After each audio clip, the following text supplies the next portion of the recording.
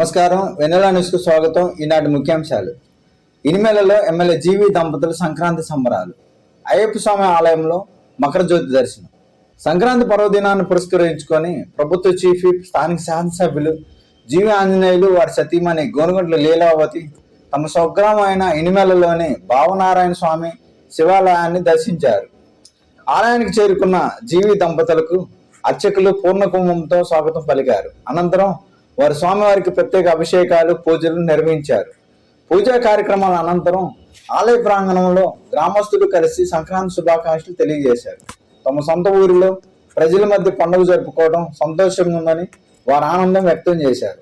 అనంతరం ముప్పాల్లో ఏర్పాటు చేసిన ముగ్గులు పోటీల్లో గెలుపొందిన విజేతలకు బహుమతుల ప్రదానం చీఫ్ విప్ జీవి ఆంజనేయులు దంపతుల చేతుల మీదుగా అందజేశారు. ప్రతి ఒక్కళ్ళు కూడా పార్టిసిపేట్ చేసిన అందరూ విజేతలే. అందరికీ ఒకసారి గట్టిగా హర్షధ్వానాలు తెలియజేయండి. పార్టిసిపేట్ చేయడానికి వచ్చిన ప్రతి ఒక్కరు కూడా విజేతలే మా దృష్టిలో. కాకపోతే ఒక 5 ప్రైజులు 4 కన్సలేషన్లు చెప్తున్నాము, కానీ అందరూ విజేతలే మా దృష్టిలో. ఇనిమేలేనా ఈ ఊరు? నేను ఎవరికి గుడ్ ఈవినింగ్ చెప్పాను? ఎలా ఉన్నారు? చాలా బాగున్నారబ్బా. మీకేంటి, మీ ఊరి బిడ్డ మన ఎమ్మెల్యే అంకుల్ ఉంటే మీకేంటి చెప్పండి. ఇంతే సంతోషంగా జోష్గా హ్యాపీగా ఉంటారు. అలాగే ఉండాలి. సారీ అండి, నాకు చిన్నప్పటి నుంచి కొంచెం అంకుల్ అని పిలవడం అలవాటు, ఆంటీ అని పిలవడం అలవాటు. ప్లీజ్ ఓకే, మీ ఊరి ఎమ్మెల్యే గారనే అనాలా? ఓకే, అంటాను. Okay, thank you so much అండి. మీరు ఎప్పుడు ఇంత హ్యాపీగా ఉండాలి. అండ్ మీ అందరికీ కూడా భోగి మరియు సంక్రాంతి శుభాకాంక్షలు. పిండి వంటలు చేసుకున్నారా? మాటలు లేవు. ఇంకా ఎందుకు మాటలు లేవంటే అంత అద్భుతంగా ముగ్గులేశారు. యాక్చువల్లీ మేము వచ్చేటప్పుడు కార్లో డిస్కషన్ చేసుకున్నాం, ఎంతమంది ఉంటారో. అంటే ఆంటీ చెప్పారు లాస్ట్ ఇయర్ మంచిగా ముగ్గులేసి. మీ అందరికీ ఒక్కసారి క్లాప్ ఇచ్చుకోండి, మనమే ఇచ్చుకుందాం. Okay, good. బట్ చాలా బాగా అయితే వేశారు. వేసిన వాళ్ళందరూ కూడా సూపర్ బే. పెద్ద బాక్స్ చూడలే కదా, ఐ నెవర్ సీ అండ్ పెద్ద సైజ్ బాక్స్ కోసం ఇక్కడికి వచ్చారు కాబట్టి వాళ్ళకి చిరు సత్కారం.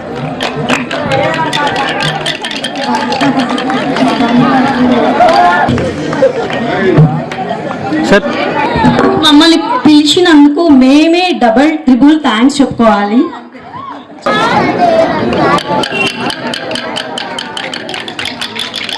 ఐడిఎఫ్ తరఫున, ఇనిమేల డెవలప్మెంట్ ఫౌండేషన్ తరఫున బాగా కష్టపడ్డ రామకృష్ణకి ఒకసారి గట్టిగా చప్పట్లు కొట్టండి.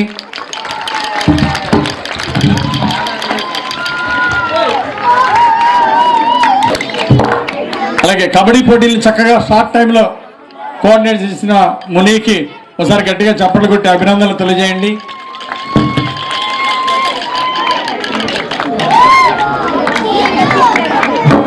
భావన్ గారు వేదిక మీద రావాలి. సపోర్ట్ ఎంత ఉందండి? ఒకసారి ఇద్దరికి సపోర్ట్లు కొట్టండి.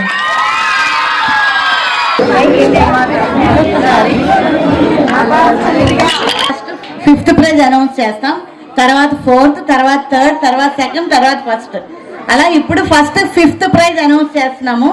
5 ప్రైజులు, 4 చాలా బాగున్నాయి. ముగ్గులంతా కూడా చూడ చక్కగా ఉన్నాయి. అట్లా కష్టపడి పండించి చెమటొచ్చి పండించి రైతులందరూ పండిన పంట ఇప్పుడు ఒడ్లు వచ్చినాయి, ఇంకా మిర్చి కొంత వచ్చింది, ఇంకా అన్ని పంటలు కూడా వస్తా ఉన్నాయి. ఈ రోజు పంటలన్నీ ఇంటికి వచ్చే సమయం కాబట్టి సంక్రాంతి పండుగ మన దేశవ్యాప్తంగా మన తెలుగు రాష్ట్రాల్లో చాలా గొప్పగా చేస్తారు.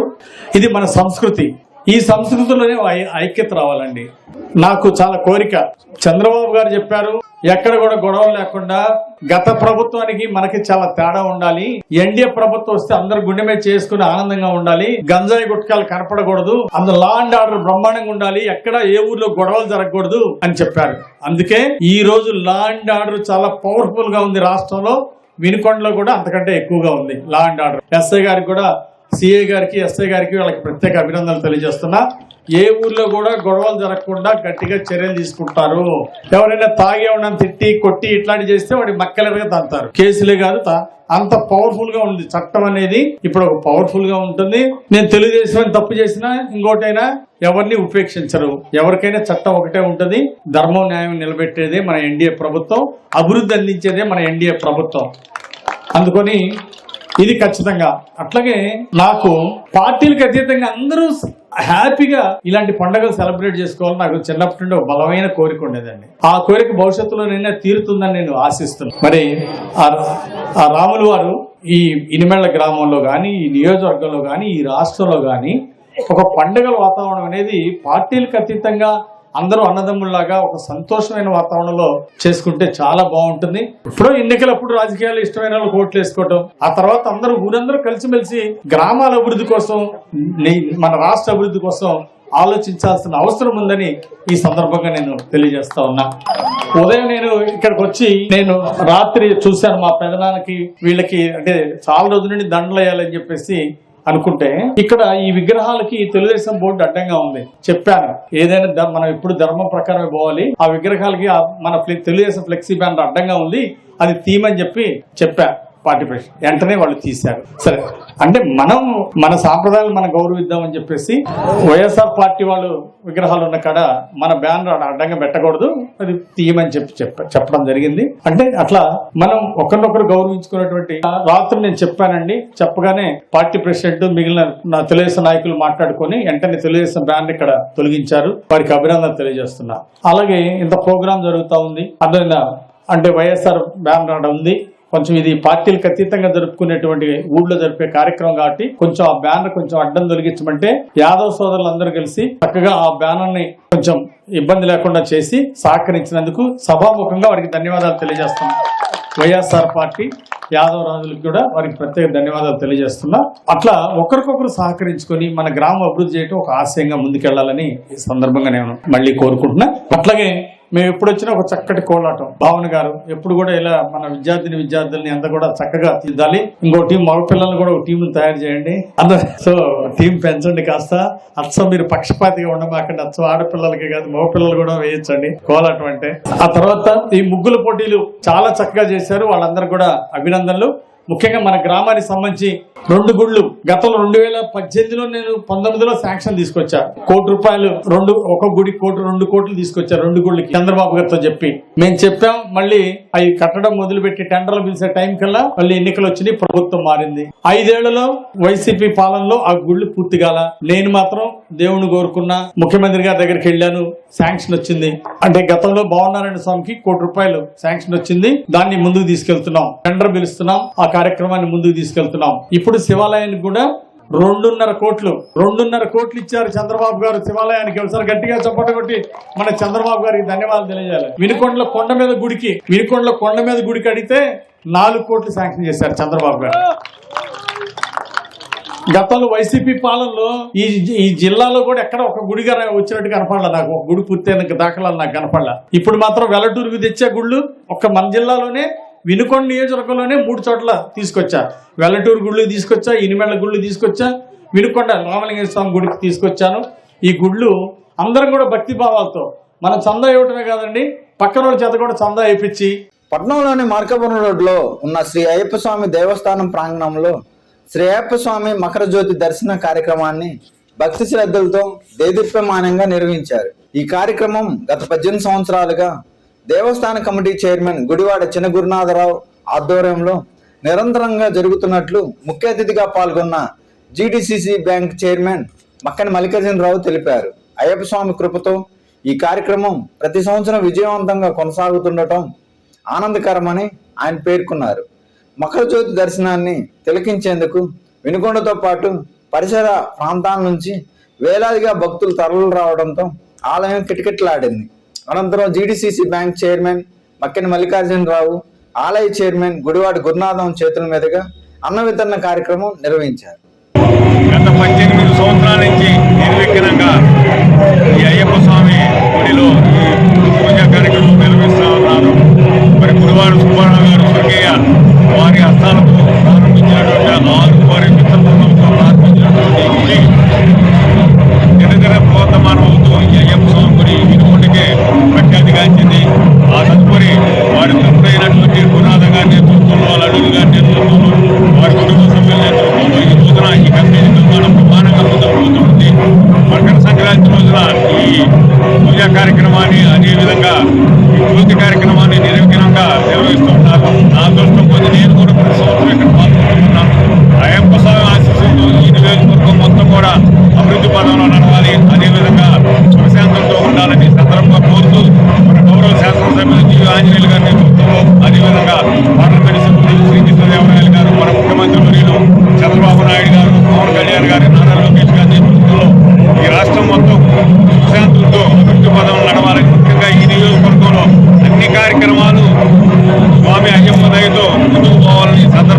కోరుతూ త్వరలోనే పైన ఉన్నటువంటి మన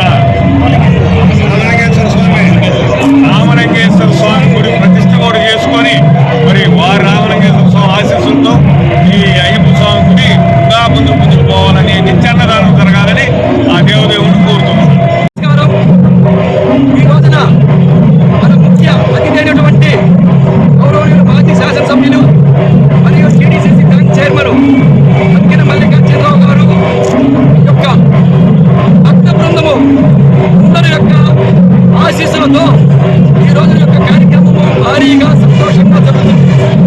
గత 18 సంవత్సరాల నుంచి ఈ కార్యక్రమం జరుగుతుందంటే అందరి యొక్క సహాయ సహకారంతో జరుగుతున్నది.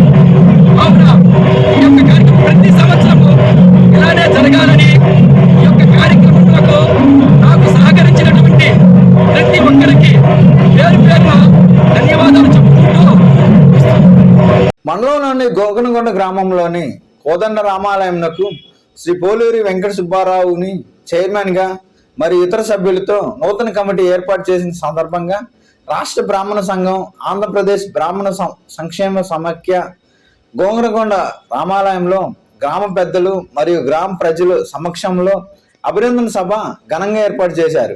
ఈ సందర్భంగా బ్రాహ్మణ సంక్షేమ సమాఖ్య రాష్ట్ర కార్యనిర్వాహక అధ్యక్షులు గాలి శ్రీనివాసరావు, తెలుగుదేశం పార్టీ సీనియర్ నాయకులు పివి సురేష్ బాబులు మాట్లాడుతూ గోకనగండ గ్రామ పెద్దలు మరియు ప్రజల సహకారంతో పునర్నిర్మాణమైన ఈ రామాలయం నూతన కమిటీ ఆధ్వర్యంలో అభివృద్ధి దిశగా పరుగులు పెడుతుందని ఆశాభావం వ్యక్తం చేస్తూ గోకనగొండ పెద్దలు మరియు ప్రజల సహకారంను ఎంతో కొనియాడారు. కడప జిల్లా రాజంపేటలో జరిగిన శ్రీ అన్నమయ్య కళాకారుల ఐక్యవేదిక వారు నిర్వహించిన శ్రీ తాళ్లపాక అన్నమయ్య కల్చరల్ ప్రోగ్రాంలో ఉద్దుండలను ఓడించి శ్రీ తాళ్లపాక అన్నమాచార్య కల్చరల్ రాష్ట్ర అవార్డు గెలుచుకున్న మందా వెంకట్రావుని బహుజన సమాజ్ పార్టీ పల్నాడు జిల్లా కార్యాలయంలో ఘనంగా సన్మానించారు. ముందుగా జిల్లా అధ్యక్షులు బోదాల బాబురావు, జిల్లా ప్రధాన కార్యదర్శి వేలుపుల రాంబాబు ఈ సందర్భంగా వెంకట్రావుని దుశ్శాలువ పూలమాలతో సత్కరించి అభినందించారు.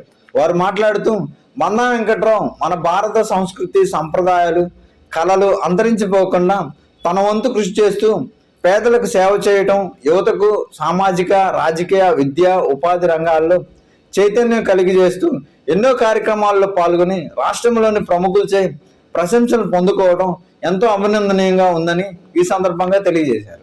ఈ రోజున చాలా సంతోషం.